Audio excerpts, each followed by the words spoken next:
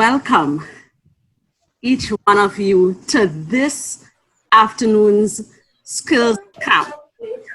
We are pleased to have join us today two very special guests, Miss Chantal Burgess and Miss Kellyanne Roberts. I am your host, Dr. Celeste Henry Buckmeyer, and just sharing a little about our guests. These beautiful young ladies are both occupational therapists. They are proud graduates of the very first cohort of the based occupational therapy program at the University of the Southern Caribbean. And in fact, this dynamic duo both partnered on a community-based program, Discovery Train, as you would see on their t-shirts. This is so cool. Discovery Train, which is geared towards helping children, family and support systems prepare children for integration. And they will talk a little bit about that. Shanta is an altruistic and compassionate young woman who loves to volunteer. And through her volunteerism, she was led to the field of occupational therapy. Out of her field work, research, and service learning, Chantal is eager to serve as an occupational therapist with children, teens, and young adults in the community, especially with transitioning from institutions to being independent contributors in society. She's a member of the Aruka Seventh-day Adventist Church in Trinidad, where she's very involved in developing and implementing community service projects. So welcome, Chantal. And Kellyanne. Can I call you Kelly for short? Sure, no problem. Kellyanne. So, Kelly hails from the tranquil Isle of Tobago, yes. Prior to this MSOT degree, she holds a Bachelor of Science degree in Behavioral Science from Andrews University through its affiliation with the University of the Southern Caribbean. And she has a special interest in reading, traveling, soft furnishings, culinary arts, yes, as well as baking. She enjoys being in the company of children and older women. And rather, she sees older women as role models. These are the best persons to learn from. And it is grounded in the word. So following her passion for molding young minds as an early childhood educator, one of her greatest achievements as an occupational therapist will be to establish an occupational therapy early childhood center for children with disabilities in Tobago. She is a member of the Trinidad and Tobago Occupational Therapy Association, and she uses this avenue as a means for advocating for individuals with disabilities and the development of the profession in Trinidad and Tobago. She's motivated by the quote, "A journey of 1,000 miles begins with a single step." And I so agree. So this presentation today focuses on special populations and trauma, and we'll be discussing symptoms and solutions. I am your humble host, Dr. Celeste Henry Buckmeyer, and this idea of creating the skills camp really came out of some experiences that we had within our home, within the church family, and we felt the need to share different skills and tips with our friends, with our faith community, and the wider world. My own training of over a decade long started with the Loma Linda International Behavioral Health Trauma Team, where we were initially trained in psychological first aid, and that training then broadened to include several different models. The trauma resiliency model, and thereafter the community resiliency model, where we don't need to repeat the trauma in order to address it. Since then, our work has expanded across the Caribbean to St. Kitts, to Nevis, to Dominica, to St. Vincent, Martin, and the list goes on, as well as right here in Trinidad and Tobago. And my own research work, my passion lies in disability as it meets occupation, as it meets mobility. So this is a wonderful opportunity to share our thoughts, to share our ideas, as we have an ongoing conversation for the next hour and a half or thereabouts with our occupational therapists. So at the end of this session, we'll be able to identify the needs of differing special needs, special populations, children, older adults, and persons with disabilities. We need to become more aware of how these groups respond to trauma and recognize as well as use practical solutions to problem solving.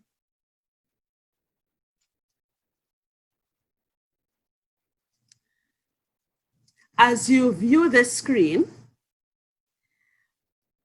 just want to do a quick review of CRIM, the Community Resilience Model, and some of the key components. So we can picture our life experience as God ordained it, and we recognize that our Heavenly Father or Creator is the one that created us. And we recognize that by divine design, He ordained us to have a life experience, as described by this roadway. It's very easy on the eyes, very serene, very calm. You're not seeing any traffic or anything like that. And that is what our life was intended to be like.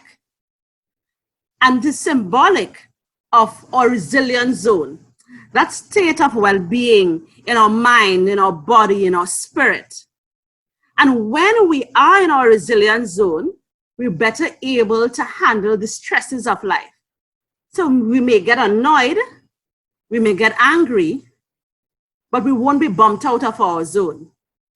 We may feel sad, but we could still maintain ourselves.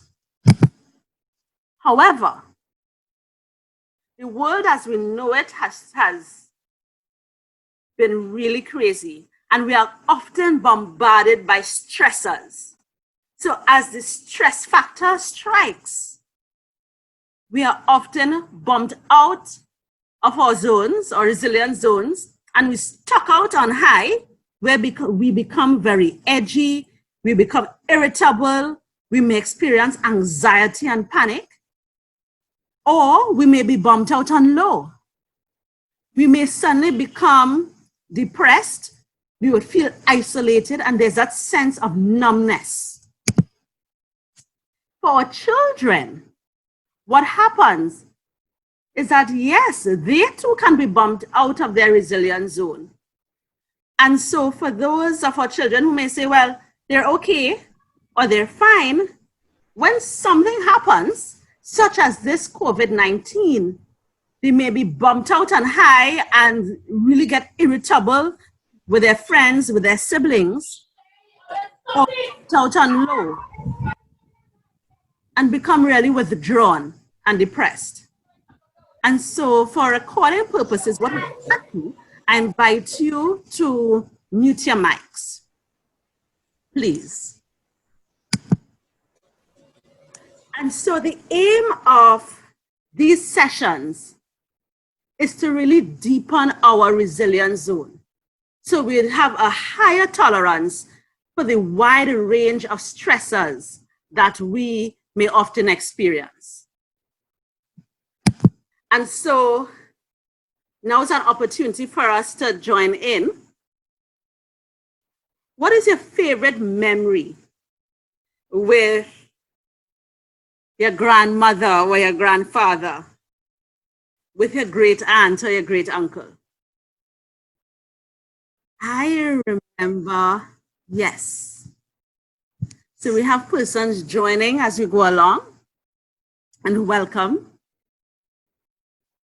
I remember very distinctly several years ago in the 90s, and it was just before my granny passed away. And I was, I think, a teenager then. Yes, don't want to give away my age too much. But there I was lying on her bed, you know, and she was telling me about the time she got married, just before she got married and the early years of her marriage. She got married at 22, I believe. And I started telling her about the guys that I found interesting in my life at that point in time. So it was really interesting the way that conversation went. But that's one of my favorite memories of her. And of course, besides that, her cooking for me. The meals were always delicious, always. Any of you have any favorite memory that you'd like to share? While we pause, you can reflect on your favorite memories. And I'm sure they'll take you to the happy place, that place of resilience. But today we are focusing on special populations as they deal with trauma. And the first that we'll cover are older adults and trauma.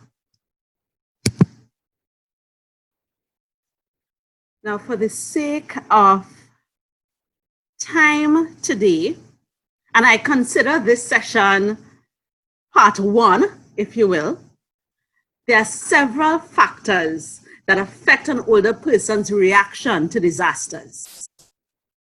So there's their physical health, there's their strength, mobility, self-sufficiency, and ability of financial resources. But we'll focus primarily on the first three today: their physical health, strength, and mobility. So when we consider in March of this year, what was clear was that the persons who were admitted to the ICU in critical condition were a large number older persons, that is between 45 and 64 years of age. Today, that is May the 21st, 2020, the Journal of American Medical Association said that the disease appears to become more severe with age, and this is now COVID-19, the coronavirus.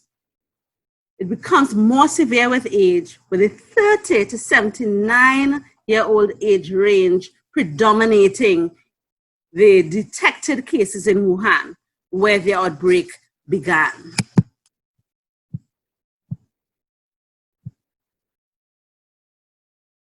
Some of the factors that we need to consider here is that of protecting oneself from the virus, because these older persons are at risk of serious illness.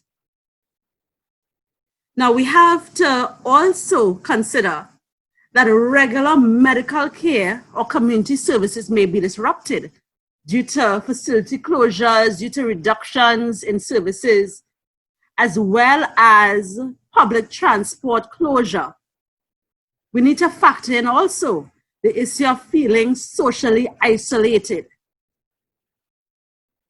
And then, of course, there are increased levels of distress. If, for example, there were previous or pre-existing mental health concerns, and that's with respect to depression and so on.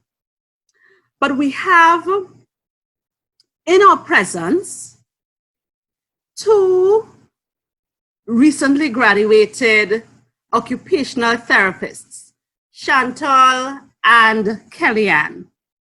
And I invite you now to share, first of all, what occupational therapy is all about, and how can occupational therapy assist the older adult, especially in light of this COVID-19 pandemic. Chantal, you want to go first?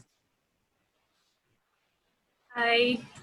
Okay, so thanks for inviting us to have this discussion with you and everyone else who's listening.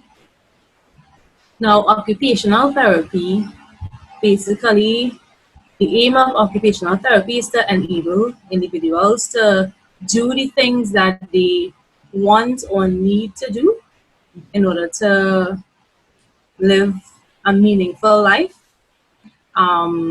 So in the case where individuals may have had injuries, we will teach them how to still participate and do things in spite of the injury and while they progress through the injury. Or individuals who may not have had these skills before, they will learn how to do these skills. And we work with children, adults, and until end of life. Okay. So how can occupational therapy help older adults in COVID-19? Well, one of the things that you mentioned was the feeling of guilt with them not being able to do activities of daily living. And this one would be a little more straightforward because we work with older folks to teach them how to do activities of daily living. An occupational therapist can guide the caregiver and the individual themselves on strategies or ways, use techniques on how they themselves can be involved in their own self-care. We can introduce what we call sorry? But just so that we are on the same page with everyone, when we talk about activities of daily living, Right. what does that really mean? Right, so activities of daily living would include things like self-care, so basic things that we would not even think too hard on doing, like brushing your teeth, having a bath, preparing your meals, things like that. Yes. Right, these are all activities of daily living. Awesome. So the occupational therapist can introduce tools, what we call assistive devices, so that the individual can be a little more independent in their own self-care. Simple things as if somebody has arthritis or Parkinson's or something to that extent, and they're unable to feed themselves very well because they keep spilling their food, they can't grasp the spoon properly. They can have simple things as a built-up handle. The occupational therapist may introduce that. It can be DIY, or it can be something that was bought from a store already made. That's one thing. In terms of dressing, there would be techniques on how you could dress. Simple things as putting in the bottom first, well, not the bottom, the affected side first, and then the the other arm, and that will go for the leg as well. Things like that. Teaching them how to transfer from the wheelchair to the bed. These are things that the individual themselves can help with and will be less of a strain for the caregiver because there is something called caregiver burden, where they will be overwhelmed because they're already frustrated because of COVID. They may have lost income. They may have to be, they may be worried that they get COVID-19. They may Yeah. have children also to take care of.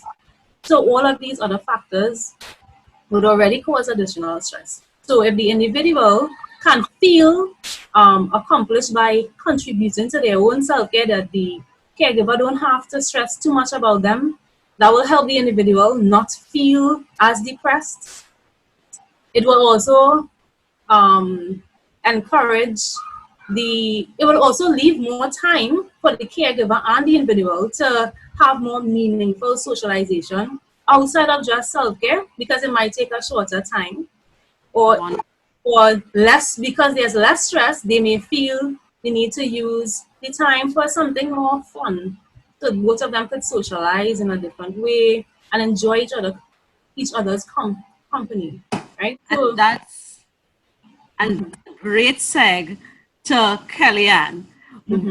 Are some of the fun things that we can do to engage our older adults during COVID-19.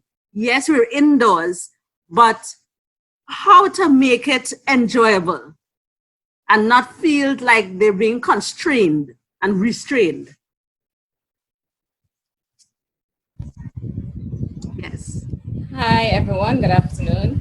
Thank you for that question. Listening to Chantal, it has brought back this experience to me in terms of having them participate, like the elderly persons participate in activities. For instance, if someone has Alzheimer's, their caregiver could, include them in helping them wash the dishes after they have finished eating, assisting them in doing household chores if they are capable of doing it. Right. As Chantal said, the dressing, make it fun for them, because with Alzheimer's, we know it affects the memory and all that.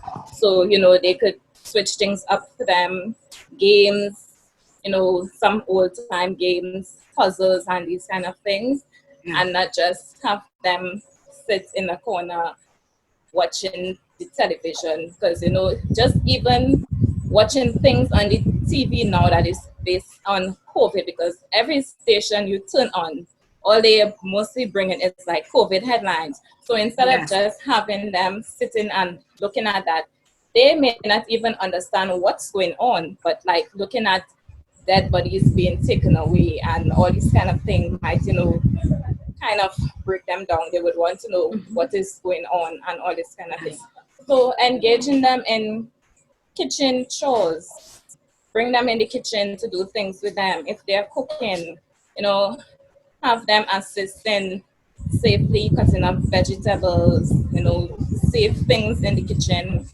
and stuff like that.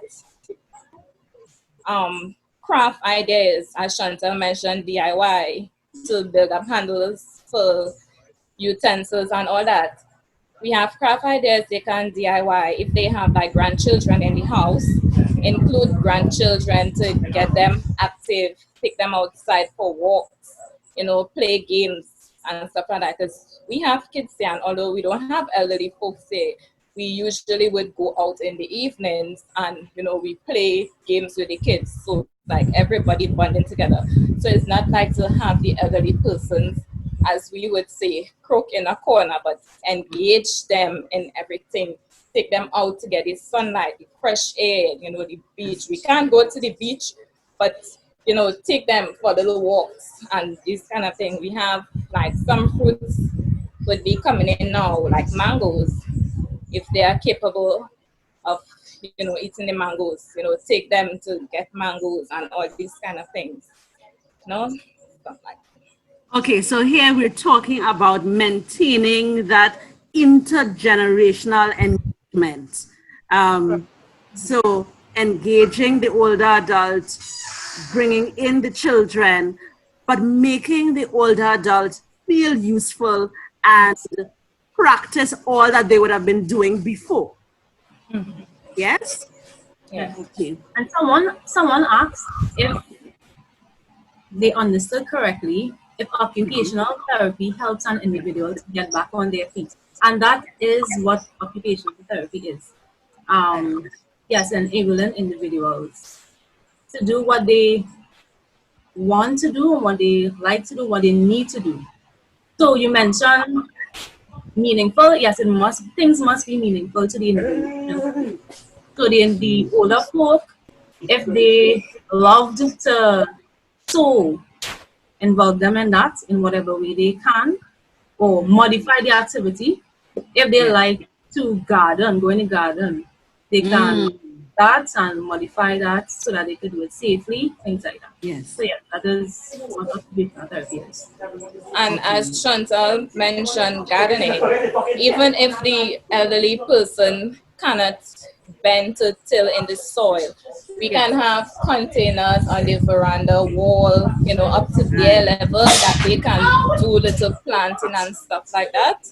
Yes. Flowers, if they like to do, like grow flowers when they were up and active, they can have their flower garden right in their veranda space and stuff like that. Okay. So window boxes at the level of um, at a good height, a 3 feet height, would be useful, as well as raised beds, useful for persons who enjoyed gardening but may not be as mobile as they once were. Yeah, correct. Yes, would that work? Yes, basically. Wonderful. So as we continue, we would appreciate that there's a difference between the well elderly and the frail elderly. And I know that you would have spoken to this a little bit just now,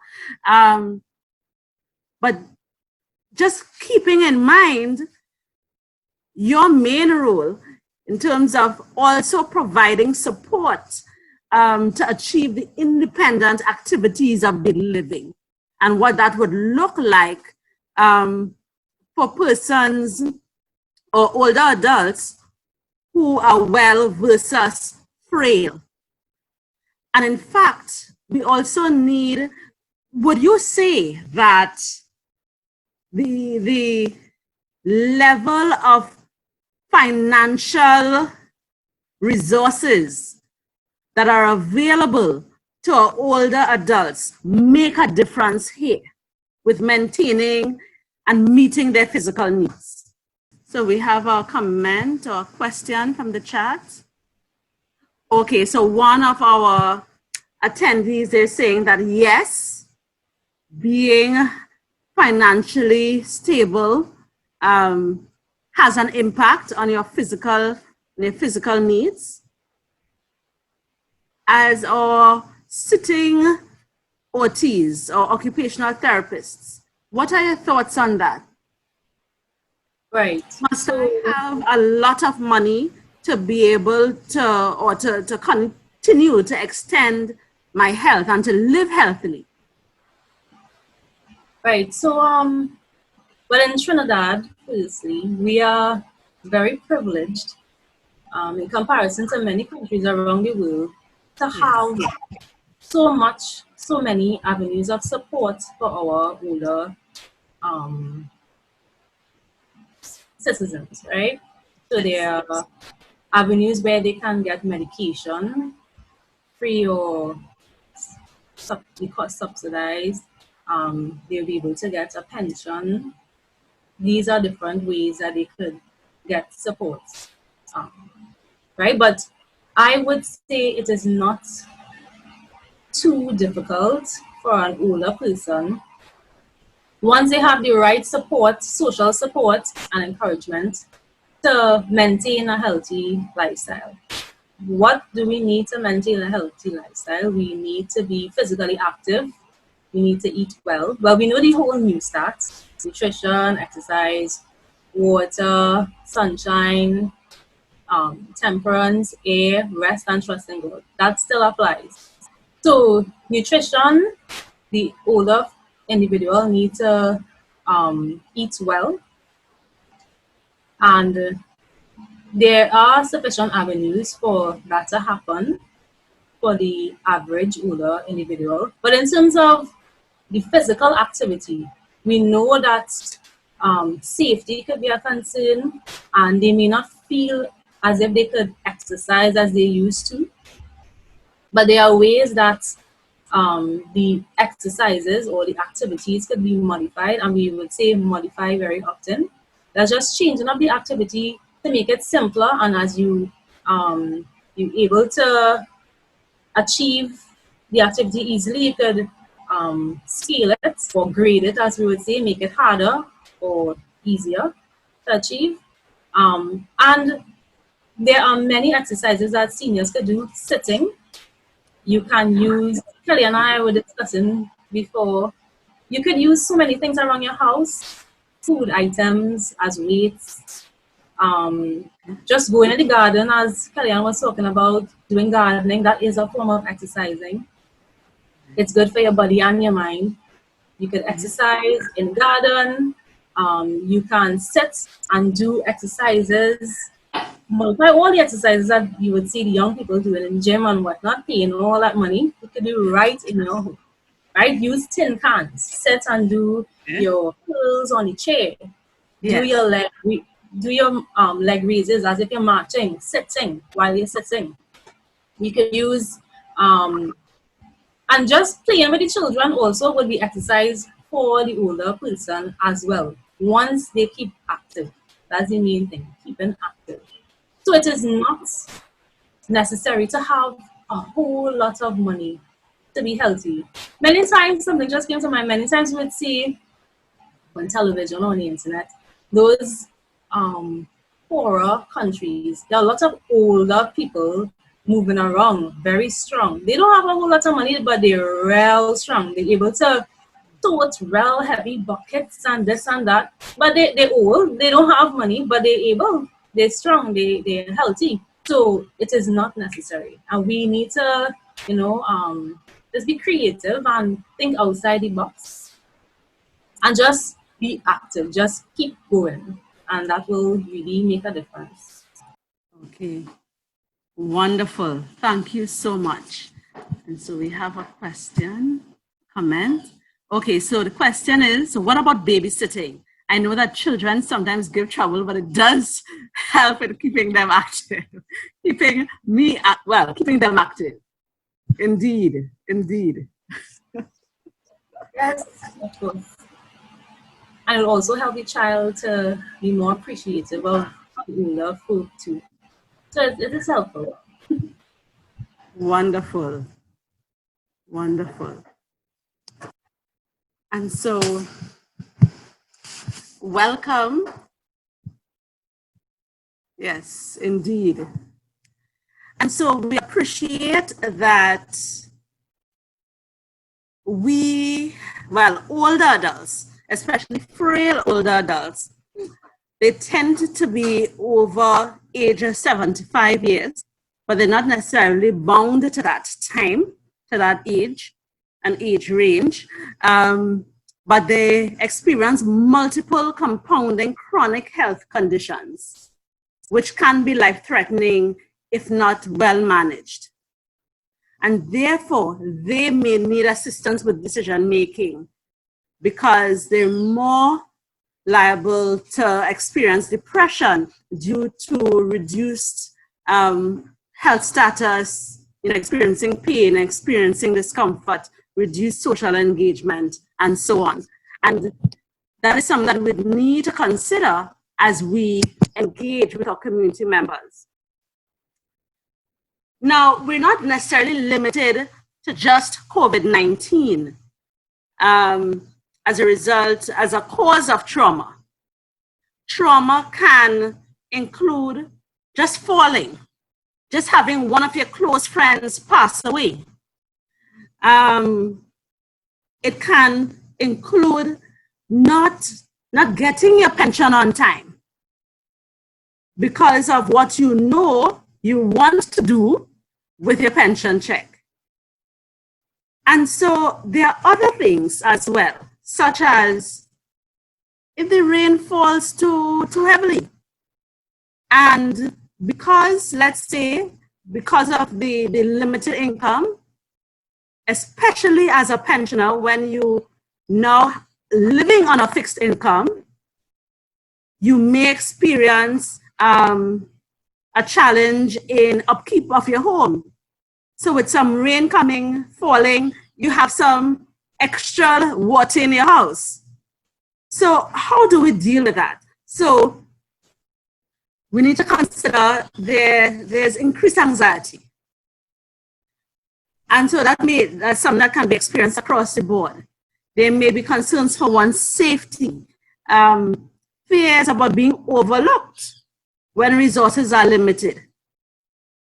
You know, just thinking, and I'm just going back to COVID-19 a bit, there were so many social support grants offered by the government through the Ministry of Social Development and Family Services. However, they were very involved to be able to complete the application forms, and none were particularly targeted at older adults. So these are some of the things that we need to consider.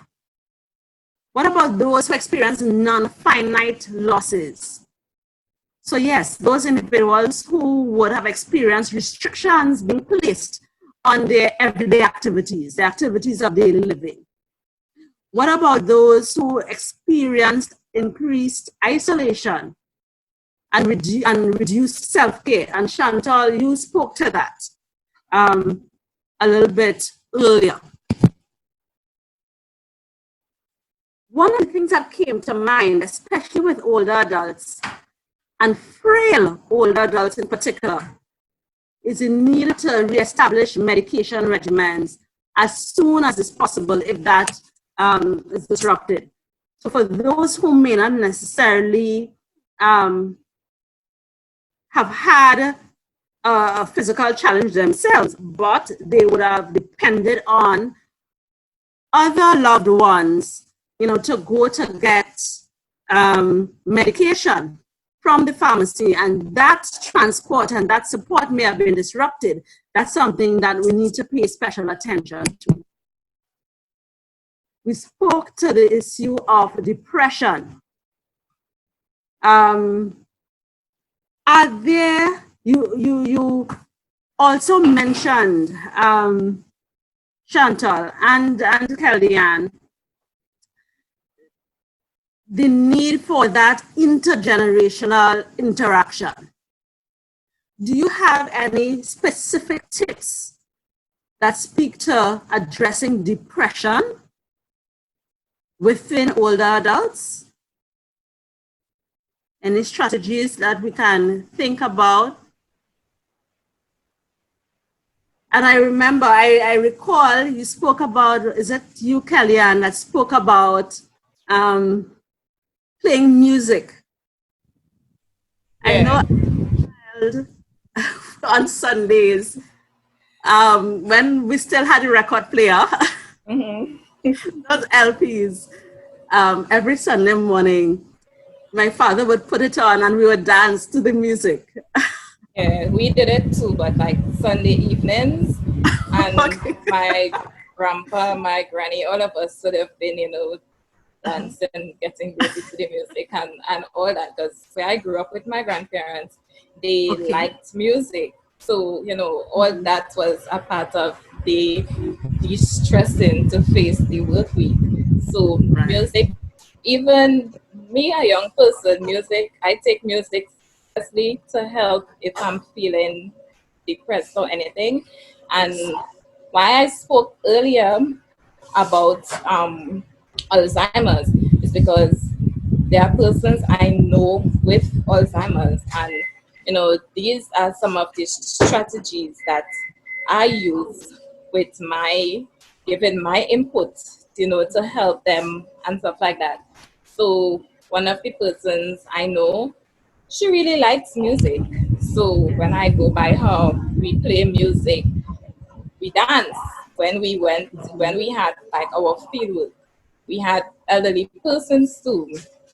Music.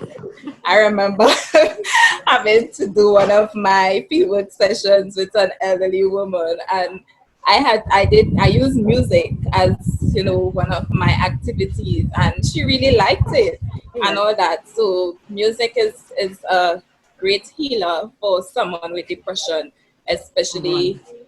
in the elderly population. If it's it that they are bedridden, they aren't able to, be up and dancing. I mean, just listening to the words of these songs, and it could bring healing to them as well. Wonderful. And in fact, one of our participants just shared she does it randomly as well with her nieces and nephews. And even in children, we have like nice musical games for them that you could play to get them to change into different activities. They are at home now, they are restless. Music, get the music on, get them outside. We have this thing that we did in school with animal exercises and stuff. There are some songs on YouTube with these different animal exercises that teaches you to gallop like a horse and different things like that. So it, because we know the children are home now, they are bored. Of course they have been Yes. depressed, they can't go to school to be with their friends. So all Correct. these are strategies that we can use both for the older adults, the frail, and the children being at home Yes. now. Yeah. Yes. And we are actually going to move on to dealing with children as a special population just now. So I'd love to hear some more about that. Chantal, tell me. As you mentioned, music, well, the importance of music. I remembered when we were doing learning about a particular technique called validation technique. Right. And there was this video that we were looking at about this old lady. She had Alzheimer's. It was on a later stage of Alzheimer's. She wasn't talking. She was just like a vegetable almost. Um, she so the individual who was interacting with her would talk with her, Yes. come close to her and whatnot. But the only time that they got a response out of her was Yes. when she started singing her favorite song from way back Oh, when. And the older person, she started to sing. Just like music touches a different part that words may not. So I could really indeed. see how music would bring somebody out of whatever zone that they're in. And it's not Yes. that is not a helpful zone for interaction and for growth and whatnot. And it will also be a good way for them to express themselves. So yeah, music is Amen. also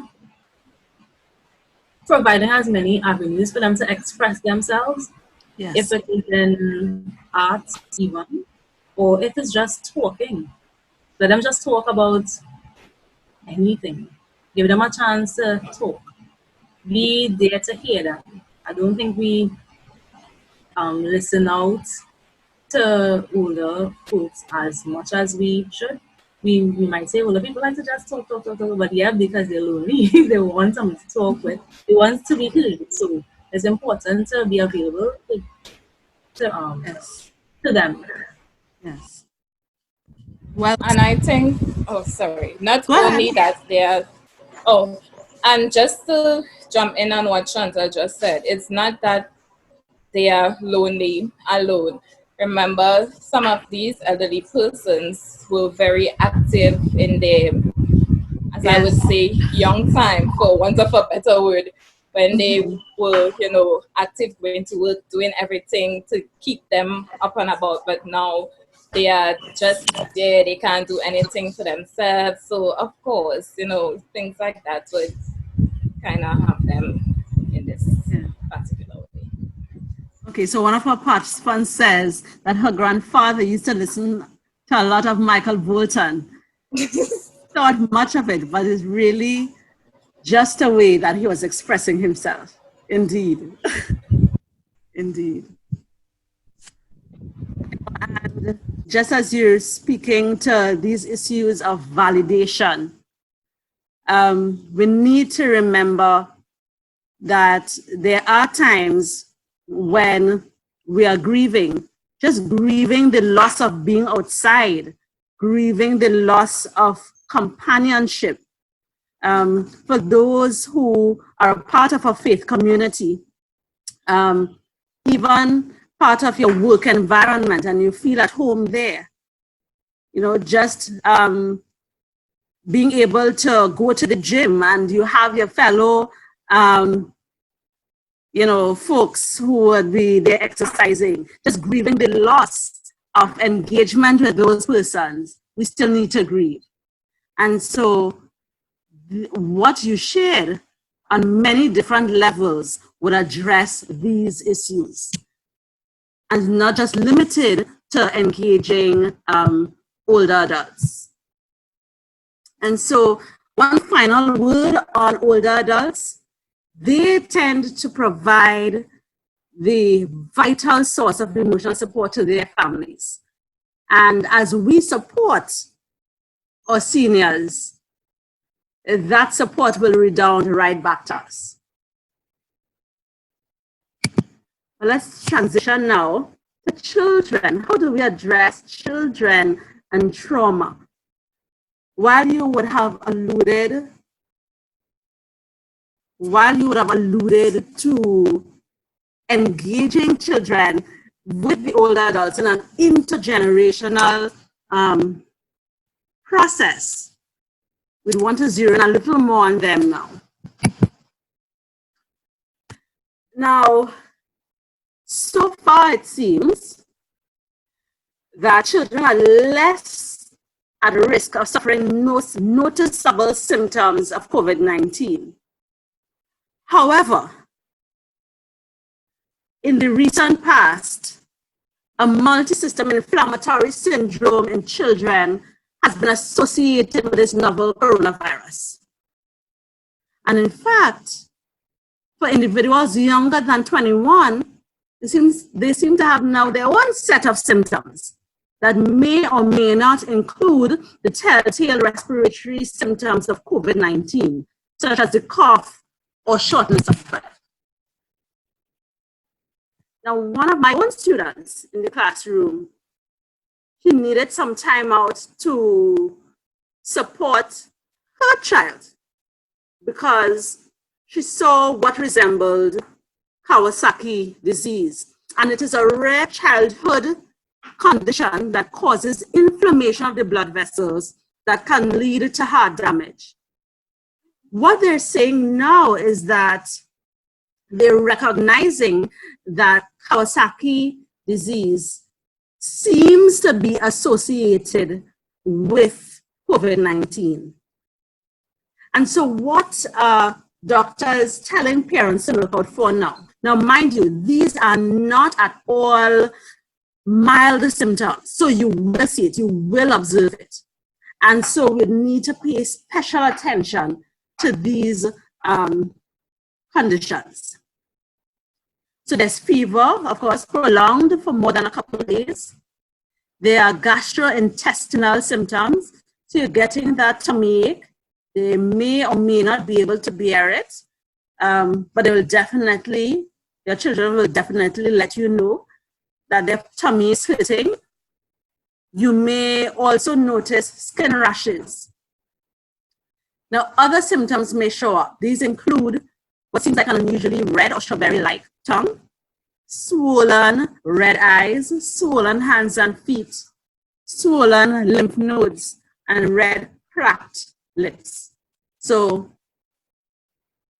if we were to put this in our own experience for persons of color with brown and black skin, you'd see darker cracked lips. So some things to think about. So how, besides the biological symptoms that we may experience, and we may see rather in our children, trauma on a whole heavily impacts them. And when we talk about trauma, we referring to anything that would provide an overwhelming threat of harm, that would cause a sudden disruption of life routine, that challenges the sense of safety, of stability, of predictability. And therefore, our children, they need to be able to understand what's happening. They need to make sense of it. And that's our role as adults, as parents, as children, as persons who fulfill that role, to make meaning out of that incredible loss. And I'm thinking about my own children, 3 children under the age of 12, 11, 10, and 7, more specifically. And when the stay-at-home measure started, I remember distinctly, there was a level of suspense, there's a level of anxiety, or wanting to know what's happening, when it is we're going back to school. But that was also mixed with, oh, we're on vacation because we're not at school. But then they found it was going on too long. So now it's time to get back to the regular routine. You know, my 7-year-old, he had gotten to a point where he's like, Mommy, I just want to go back and play on the field. That is one of the things that he missed. He really just missed that. And so that was part of his routine.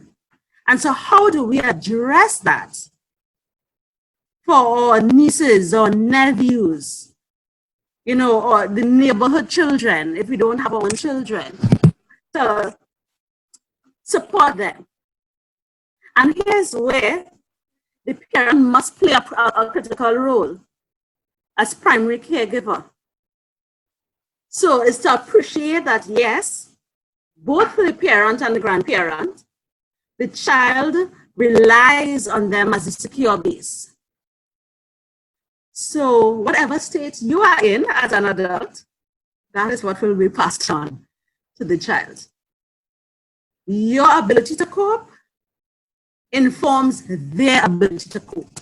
So therefore, the support to the parent or the grandparent or the auntie or the uncle, whoever provides the care to that child, is critical. But what are your thoughts on that, Chantal and Kellyanne? Chantal and Kellyanne are our visiting OTs today on the Laventel Seventh-day Adventist Skills Camp. Great to have you. So either one could go. How do we provide that support to parents? What should that support look like? Especially as you're supporting the parent to then support the child. Okay, well, I would use my own experiences here, where we have school-age children, 3 of them, ages 4, 5, and 11. They are at home now, and they think we are on big vacation. When you call them to do schoolwork, it's like you have to be begging them. One of them, he would sit, he would write, even if it's one word, and he would be like, Auntie, I could go home now. And I'm like, if you're in school, would you do that and ask your miss if you could go home now? Every minute they want to go for something to eat. Every minute they want to do this. And it's like, we are on vacation. Why are we doing schoolwork? That is their perspective, right? So, you know, we would not have them being like bogged down to schoolwork. They have their schedule as if they are in school. So when they get up in the morning, they do their chores, they have breakfast, they do their devotion, everything as if they are in school. And then they have this schedule. They have their snack time in between too. But school here literally cuts off for them by at least 1:30. So they have early school at home. Fridays is usually no school. at home. Okay. If we have school on Friday, it would be like craft activity or Right. some making breakfast or something simple. But Right. Friday is free day, then they have Saturday, Sunday, and back to the routine on Monday. But I try to get them, engaged as much as possible. We go through the school books, cut out, well, Right. we start over from where they left out and continue. So at least when they go back to school, we try to get like all the school book finished. So by the time they get back to school, it's like less stress on the teachers. Even if they don't want to do the work home, we have to, school is a part of their occupation, right? So we have to ensure that they engage in that occupation, so the teachers wouldn't feel like they are at home wasting time and all Right. that, right? We are keeping them active. They're not going to sit down behind the one eye monster, the TV all Yes. day, right? They go outside now, so like they're already out there. So just now you would see them with the cricket bat and ball and all that outside, getting their little physical activity in. When it starts to get dark, they have the plant wet, get ready to shower and thing, get inside for dinner, trying to get them to like news. They don't like news. So as soon as it's 7 o'clock, everybody runs from the TV and come back when news is finished. So we try to keep them in that routine. And in terms of the parents, because the parents are at home as well. So, the parents would get them engaged with the school, because I know what to do. I would like leave the parents to fight Right. with them. I would jump in and I would help. So even if the mommy has the three of them, she would do certain stuff with them, and then they would come by me to continue with handwriting or some Right. sort of stuff like that. Right. But we all share the role together. Everybody's at home, so we share the role. That's fantastic. That's Yeah. fantastic. You know, you some critical issues, especially for parents who are now the teachers. Mm-hmm. But how do you, and perhaps you can take this question, Chantal, how do you support the children in maintaining that routine of school? Because we're actually in the regular term, if you will, even when they're telling you that you're not my teacher as a parent, or they may say, we don't do it this way at school. So how would you respond to that and identify ways to engage them meaningfully, even with this pushback from the child? Right. Okay, so you mentioned meaningful ways. Now, the meaningful ways is not the parents' meaningful way, it's the child's meaningful way. Because whatever the child is interested in. Now, I would help my nieces and nephew also. The mother is an essential worker, the father is also busy, and so they would come over and we turned home into home school. In the earlies, they are like, Auntie, this is school, so we need to wear our school uniform. Immediately, I was like, please, no. You are not wearing your school uniform. Then I realized, okay, this is just their way of trying to do or feel, have this kind of familiarity. Right. So what we decided, okay, we're not wearing our school uniform. You all could create your own uniform. So they decided they would wear a particular color for a particular day.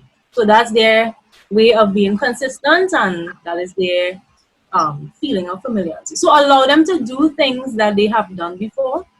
Yes. You could even the same important thing schedule. Kellyanne, sorry, mentioned scheduling and routine. That is very important. So the Yes. parents should pull the children together and talk with them about the same schedule and routine, as Kellyanne would have mentioned, and let them write it down. So you come as a group, you make a plan, you write your plan, and everybody needs to stick to our plan, because Right. that's what the group does. So everybody will come together, discuss, okay, we're going to do this on a Monday, this on a Tuesday, even go detailed as what you're going to do per hour. Because I remember introducing the schedule to my nieces and they, and every time I say, okay, we need to make a plan, they are excited. Come together, make a plan, and so you ask them to include whatever fun thing they would like to do, even though there's a lot of chores or whatever. Always include something that is fun, something that they love to do. Write it down and post it somewhere that everybody could have access to. If the child can't read, use pictures. You post it there where they could have access. So everybody will be sort of independent in a way to go and see the schedule, so they'll be on track, know what to expect. Because when children know what to expect, it would reduce the anxiety also. So that's something that parents should do. Follow the schedule and make a plan together. Include the children in the plan, in the planning and execution. So that is one thing that parents can do to support the children. Because children do have, children are also exposed to depression and anxiety and all of these different things. And sometimes the behaviors that we see would be a result of that. And we think it's just, okay, you all just want to be miserable or whatever. But it's just a way of them expressing the anxiety, the frustration and whatnot. And this is a way that they could, that would help them cope. Yes. So, yes. I think, honestly, we need a session with the two of you to return and for you to just give us approaches in how to provide the necessary care to our children. That's a whole session by itself, separate and apart from just dealing with trauma. But I'm just mindful of the time. And so we think about the parent teacher, as a secure base. And that's critical with our teachers as well, because COVID-19 would have affected them as well. To know how to assist them to provide the necessary support. In fact, I know many teachers, many lecturers, they're saying that they feel also overworked even now, because here in many cases, they have to familiarize themselves with new online platforms to prepare the work in advance, to place it on the platform, then provide support for the students using the platform as well. So it's a challenge. I couldn't resist this one. And this is for all our homeschooling parents and grandparents, aunties and uncles too. So here's Sue. She's 31 years old, homeschooling her children for the last 5 days. Great job, Sue. Keep it up. But what is it doing to Sue? Sue needs the tips that you, Kellyanne, and Chantal have been providing, all right? But it's key that we know our children. And in fact, one of our participants, they're saying that she agrees. She thinks that children often react that way, the way they do, because they're not mature enough to manage their emotions or what they're feeling. So we really do blow it off as children being children. And that is something that we need to know how to support our children through. Managing their emotions, self-regulation. And here it is here. This whole issue of self-regulation, because we do have some children in the classroom and we're seeing them at home now. Strong learners, they can operate independently. But what about those that are distracted? So on one hand, yes, you're taking in the lesson that is happening online, but in between, you kind of zone out the teacher and you go on reading comics online or do your own, reading your own novel online or riddles or something else other than the lesson at hand. How do we, and I can imagine it is going to be a lesson by itself, to speak to self-regulation and to encourage self-regulated learning skills. But perhaps in 15 seconds or less, could you tell us what that would look like, begin to look like, self-regulation?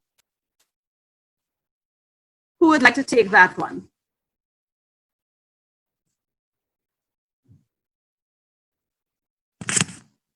Of our, go ahead, of our OTs, yes, go ahead. She'll be very skilled to do this in 15 seconds. That's what I'm saying. Like, this is a whole game by itself.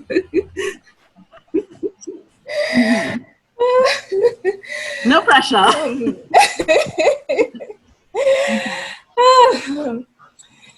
Let me see. What is self-regulation all about, really? Okay, self-regulation is a term that we use basically to, give the children some sort of input to have them calm down, settle to get ready to do activities in classroom, particularly, and for instance, if they go out. But we are focusing on school, so let's try to stay within the classroom setting. Right. So, for instance, a child is in school, very distractive, misses teaching. He's there kicking his next door person in his bench, and all that is because he could be seeking some kind of sensory input by just bouncing his foot. So, Right. we could provide interventions to, help him to calm down. It's just a typical example. Help him to calm down so that he could be focused and ready to concentrate and get to his work. Okay, great. There's actually an entire framework that we were introduced to, and we would have used a little bit in our primary training program and on field work. It's called Zones of Regulations, and it actually teaches the children the skills and the tools that they could use to help them manage their emotions. Right. And be able to be in the right frame of mind or the right zone to do whatever task. Because sometimes in school, you don't always have to be just right and ready for work. Sometimes you need to be hyped up. And you have some children, you have to real push to get things out of them. Yes. So getting them on the higher, the more hyped side, the zones of regulation or self-regulation would help them manage the whole scale, move fluidly on the whole scale of emotions. Because all emotions are good and all zones are good in the right timing. Right. Okay. And that's excellent to keep in mind. And you may want to, just put a little marker on that. That could be very well a future topic on our skills camp, Laventil Skills Camp. Equipping parents and aunties and uncles on how to practice self-regulation and encourage our children to practice self-regulation as well. So besides knowing our children, it's critical to know that, yes, appreciate there are free online resources, but not every free online resource is appropriate. So what is key here is that we need to prioritize our children's greatest need and then consider their biggest interest or passion and support them in that way. And I really like what you shared in terms of what your typical day looks like, Kellyanne, with the children in terms of maintaining routine, but also giving them time to follow their passion, to play the cricket, to go outside, to while still incorporating what they need, what they must do in terms of chores and so on. And one of the things that I have had to learn is that we need to be forgiving of ourselves and of our children in this entire process. It is a stressful time, and this is particularly so for persons, parents at home who are still also working at home and trying to homeschool as well, but to do school at home, right? And so sometimes, yes, we may need to put on a movie, need to play Lego all day. And as we are different, so we'll have different coping strategies to just go do some gardening outside, just have the children run and play and skip and jump, or play in the pool. But that way is just to maintain our sanity. But what do you have to say about that? How do we practice that forgiveness, even when we're told now it's school time, we are supposed to be doing 1, 2 subjects, 1, 2, 3, 4, 5, 6, and you only end up getting one done partially? I'm seeing my OT smiling at me.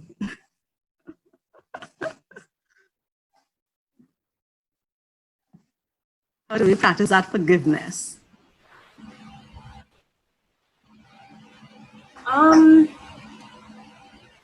We can practice this with being mindful, acknowledging that you may not be able to get everything done because there are other factors involved. Also, just having more gratitude for what you have done, showing that, looking on the positive side, you got these things done. As a parent first, the parent have to do that first so that the children can follow the same attitude. Look more at what you have accomplished, and also remember that there is tomorrow. You could do it tomorrow. Also, you mentioned having a goal. Look and see, was it? Did you achieve some of your goal? Was it, if in not doing all the activities, did you fail totally? Did you fail to achieve your goal totally? What is the most essential thing? The most essential thing right now should be maintaining your mental health, so that you could support your children. Because because every day you might miss a few things, and if you keep dwelling on the few things that you miss, you will be overwhelmed, you'll be frustrated, then you'll carry that aura, that energy, so to speak, to your children too. They will become frustrated, they will become more agitated, and they may frustrate you more. It will just be a cycle of frustration. So just be more grateful for what you have done and make a plan on how you could achieve the things you didn't achieve on that day. Right. So, and I'm sorry. In terms of the frustration cycling around, remember, one day of frustration might lead to other days. So we could have like an entire frustrated week of getting nothing done at all, including your own household chores. So it's always good to let go and move on. Fantastic point. And a question is being asked here in terms of self-management and helping children to manage their own emotions. I'm just thinking, she says, could it play a role in how they grow up as adults and help them in the future? I guess learning how to manage the different emotions, learning how to manage stressful circumstances, learning how to manage generally. Yes, it is very important because the children are learning from the parents. The parents are teaching the children all that they need to know, and teaching them what they can use to navigate through life. So it is important to parents being there to teach the children how to manage themselves is very important. Um, Sometimes when we could shout and be very loud with the children in correcting their behavior and whatnot, and they would accept that as a norm. When you could look at other alternatives, Right. one thing Kellyanne would have shared with me sometime before, you could probably explain the coin system, the reward system, because I was getting frustrated with my nieces. I'm like, they are laughing at every single thing. They don't know when to be serious, and I'm getting frustrated. Then she explained this to me. She could probably explain. So there are so many different ways that we could treat with behavior. So we could show Oh, them yes. that you could manage your behavior without needing. You can manage it independently also. Teach them that is important because the parent would not always be there to say, okay, you are stressed in this situation, you need to do X, Y, and Z.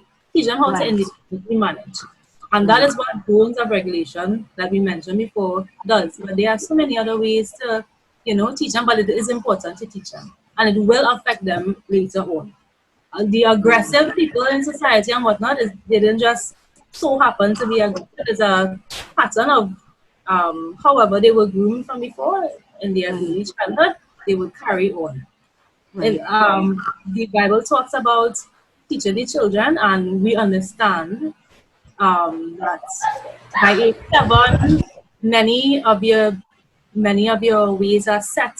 So Yes. the former years, the earlier years of a child's life is very important in grooming them for the later on. So it is important, very, very, very essential. Okay. Okay. And Kellyanne, oh my, I hope you're able to come back. Yes. We Yeah. we're asking for additional time because we have 2 more minutes on the clock to share or to meet to our scheduled end of this meeting. But these points are critical. And so we'd love to hear you share about the coin, that coin activity, and how we can use it to really motivate and encourage positive behavior. Okay, well, it's called a token economy system. It's Okay. not necessarily a coin, but you could use coins as part of it, right? But the token economy system is like a goal the child is working to achieve. So, for instance, my nephew wakes up, he doesn't want to write today. I can have a picture of the book he has to write in or anything in particular. And I can have like pictures of different things or the actual thing in front of me. And he has to choose what he wants. So if he wants a car, the puzzle, and the ball, he has to work for that. We can have like coins, so maybe like $1, although they say don't encourage children with money, but that dollar can go towards his saving. So we can have like $1 too. So in order for him to get these things, he has to work for it, right? We can call it the reward system. So once he does the task that is set out, he is Yes. able to get the tokens Oh, as the reward for what he completes. So he can put the okay. dollar in his piggy bank. He has the puzzle to play with. He has the card to play with, and he has the ball that he can play cricket with later. So once he completes all my tasks, then everything on the schedule is all his. Okay. And Yeah, and for the parents too, they can do simple things around the house. My child likes an apple, but if he wants to get the apple, he has to do this. Then the apple is his. Simple things. You don't have necessarily have to buy something. He right. wants a biscuit. You do your work, you get the biscuit. And the teachers Fantastic. in school, they can do that as well within the classroom. Fantastic. And in fact, what I'm hearing you say is that you're also promoting diligence as well, you know, because they won't get that desired token if it is they do it halfway.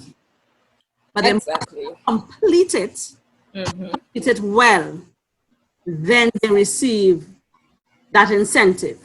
Whether it is the ball, whether it is the apple, whether it is that dollar, that's the savings. Wonderful. These children here, they always like to have $1. So at the end of, for instance, like Christmas, they go to the store, they buy their Christmas gift. Somebody's birthday is coming up, they go, even if it's to buy like paper to make a card, they put the money into good use. Wonderful, wonderful. Yeah. So given the time constraints that we have, I would want to just complete the focus on children, and perhaps in the next skills camp, we can focus on persons with disabilities. We may also want to, once you are willing and available, we could begin to introduce self-regulation and zones of regulation. I love that concept of the zone, right? So when we work with children, we would appreciate, and you have been speaking to this throughout this session, Kelly and Chantal, that we need to establish home and classroom routines, review the rules and expectations, and in the case of trauma, provide appropriate emergency preparedness tools and tips. And so we're moving from outer security, because we can't necessarily manage what is happening on the outside, to managing our inner security and addressing our children's emotional needs. Now, in previous skills camps, we identified what it means to track your body in terms of noticing, using the different senses, what is happening in the body, and to recognize how and when your body is under stress and under trauma. And so we've also learned, when we recognize the trauma, using that skill of tracking, that you tap into your resources. And your resources are those things that keep you within your resilience zone, that keep you filled with joy. It's a happy place. For some persons, it's just lying on the ground and looking up at the sky. For some persons, it means playing in water, or being in the garden, or doing artwork. So it varies. And so that is personalized, but you have your own resource as part of your toolkit. And that will help address the issues of emotional distress. And it's critical, therefore, that we model and support resiliency using these skills, these tools that we have in our toolkit, in addition to what you shared today. There's also the skill of grounding, this feeling supported as we move forward. Now, there are different philosophers that speak to the developmental considerations. And so we'll want to just go quickly through this. Children are particularly vulnerable from birth to school age. From birth to school age, in terms of abandonment issues. There are others from preschool to about age 6 or so that believe that they cause bad things to happen. And so they would therefore need to be reassured that they are not the cause of the level of trauma that may exist. So older children, they would have a partial understanding of what is happening, but they would tend to also have their own interpretation of it. And so they may experience anxiety and fear. For older ones, there's a sense of grieving that may occur in spurts, or it may occur even in ways that we may not necessarily support. And so they need to be specially engaged. And so what is critical? And I would want to, as we begin to wrap up this session, is to find out how you would advise parents, advise aunties and uncles and grandparents on how to care for and provide children and teenagers and preteens who believe they know everything. They have all of the information. How can we provide support to them in a way that will count, in a way that is readily received, and in a way that will count in the long term? But even as you think about that, there are hand-holding techniques to engage children, babies. I remember distinctly doing that with my children, each one of them. While baby in this image is wrapped up facing his mommy, that particular technique of folding is literally placing the blanket, if you will, flat on the surface, placing baby on, wrapping them up really tight. And as you can now place whole baby all wrapped up in swaddling clothes, if you will, holding them facing forward. So they are seeing what you're seeing, but you're doing a gentle rock, not sideways, but up and down. So picture my hands being baby and they're facing forward and kind of dipping them. My children went from being fussing and so on to being so quiet and peaceful and just taking in the rock. It was almost magic. Just doing that little dip, and you're dipping at the knees as you rock them.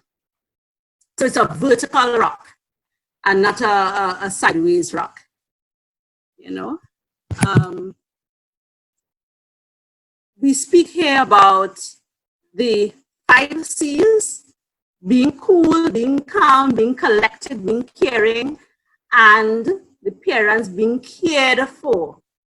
So supporting the teachers, supporting the parents, supporting the caregivers on a whole, so that they can also provide for the children and the youth in return. Nonverbal communication is critical in this entire process, communicating positive messages. Yes, taking the cues from the child. You notice mommy sitting down next to him, sideways, not face to face. So it doesn't seem to be confrontational. Getting down to the child's level, monitoring the amount of eye contact, speaking with a soft voice. Do you think this will work with a teenager as opposed to a child? What are your recommendations? Or sitting OTs?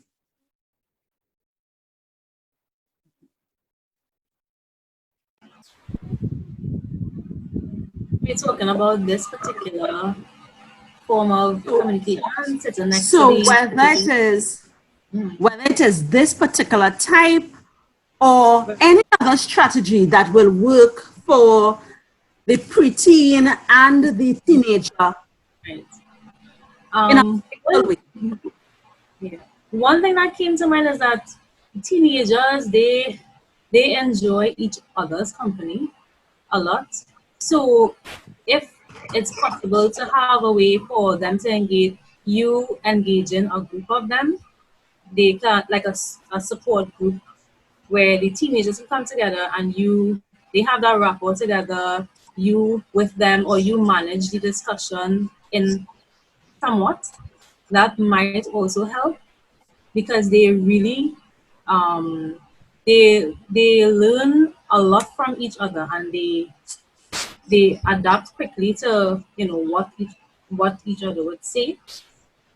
That's one thing I would recommend for teenagers, having a group of them, like a support group system. Um, with the nonverbal, yes, ensuring that you let them feel like they have a say in things. Let them know that their views are respected. Doesn't matter um, how different it might be from what you think. Ensure that they understand that their views are respected, whether it's right or wrong. It is respected. That doesn't mean it is right or it is wrong. We still respect it, and we want to hear from you so that you open the communication for them to share. Right. So that is also important. Sitting next to them and they may not. I am not so. I'm not certain that the as much closeness as the little ones would want. I'm not certain that the teenagers may really desire that, but they would really desire the respect and to know that an adult is willing to hear me out. So that is more important, I think. But of course, if their love language is the closeness and whatnot as a parent, if you all would have developed that before, continue that. That is for sure. Right. Right. So, Kelly, just as a spin-off, as seg from what Chantal shared just now, um, what is the language that you will use in the conversation to encourage communicating respect to your child, to encourage that continued communication? Okay, it depends on the age group. So for someone as small as this child, we wouldn't want to use like loud, boisterous language for him. We, just as this person could be his mom, is down to his level, we would want to take the language down to his level. We would seek to his understanding, not use big words that he can't understand. Of course, we may have children today would use words above their age limit, their age barrier, or above their age, Yeah, but it depends on the child's level. So if this child, say for instance, if he's using words like enormous and all these big words, we wouldn't want to shortchange him to use like big, like these kind of right. wincy words and stuff, but we would use language that would uplift him. He does something wrong, we wouldn't like shout at him, in this kind of way. We would, let him know he did something wrong in this, talk to him simple that he would understand and learn meaning from it. Teenagers, that would be a whole different kettle of fish. We would, try to understand where they are coming from, try to get to their level as well, Right. and not use insulting words to hurt them. If they are hurting, we wouldn't want to hurt them more. We would want to talk to them to get them to understand and build from how they are feeling. If they are hurt, we would want to use language to uplift them. Right. The body language, we could, although it's not safe now, but to give them little cuddles and stuff like that, this. It's key. Awesome. Thank you. Thank you. So, Just as I think that I'm hearing you say continually, and throughout this entire session, we've been saying that parents are parents, grandparents, the adults in our children's lives. The children are looking to you as a role model. So you're not alone. It's okay to be scared or to cry. All of your feelings are okay. Chantal, you mentioned that no emotion is bad or wrong. It's just a matter of knowing when is the best time to use it. You're not alone. And we, as the adults in your lives, we're here to keep you safe. And so I would want to close with this slide that speaks to guidelines for answering children's questions. So we are advised to keep our answers simple, to appreciate that children may ask the same question over and over again and may need the answer repeated. We're also expected to tell the truth, even if it is upsetting to them. We, as adults, need to share our feelings in a calm manner. So, again, another plug for the zones of regulation session. We need to invite our children to come with their questions and concerns at any time. And the only way we can do that effectively is when we can address their concerns in a calm manner also. If it is we demonstrate distress, then the child may be like, I don't know if they could handle mine, you know? But we want to encourage communication. We also need to make sure that our voices, our tone, our body language expresses sincerity and confidence. And it is okay to say, I don't know. And after you say, I don't know, but I will check it out for you and give you a response. And so as we wrap up, do you have any closing remarks for our participants, for guests, for the persons that would be looking at this session later on?